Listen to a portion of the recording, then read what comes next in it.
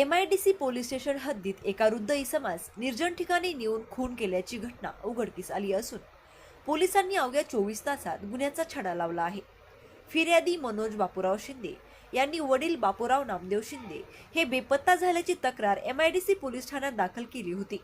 ते दाढी कटिंग करून येतो असे सांगून घरातून बाहेर पडले होते, मात्र परत न आल्याने मिसिंग नोंद करण्यात आली आहे। दरम्यान साहेबांजवळील निर्जन डोंगर परिसरात संबंधित वृद्धाचा मृतदेह आढळून आलाय। घटनेचे गांभीर्य लक्षात घेऊन MIDC पोलीस ठाण्यात अज्ञात आरोपी विरुद्ध खुनाचा गुन्हा दाखल करण्यात आलाय। प्रभारी अधिकारी माणिक चौधरी यांच्या मार्गदर्शनाखाली तपास पथकाने परिसरातील CCTV फुटेज संकलित करून तांत्रिक विश्लेषण केले आहे। सलग आणि बारकाईने तपास करत संशयितांचा माग काढण्यात आलाय।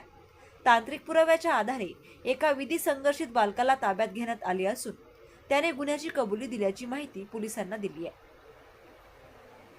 ही कारवाई जिल्हा पोलीस अधीक्षक सोमनाथ घारगे यांच्या मार्गदर्शनाखाली सहाय्यक पोलीस निरीक्षक माणिक चौधरी, विनोद परदेसी, मनोज मोंडे, विकास जाधव, राकेश खेडकर, राजू सुद्रिक, संदीप पवार, सचिन आडबल, नवनाथ दैफळे, राजेश राठोड, ज्ञानेश्वर आघाव, सूरज देशमुख, सचिन हरदास, उमेश शेरकर, राहुल गुंडू यांनी केली आहे।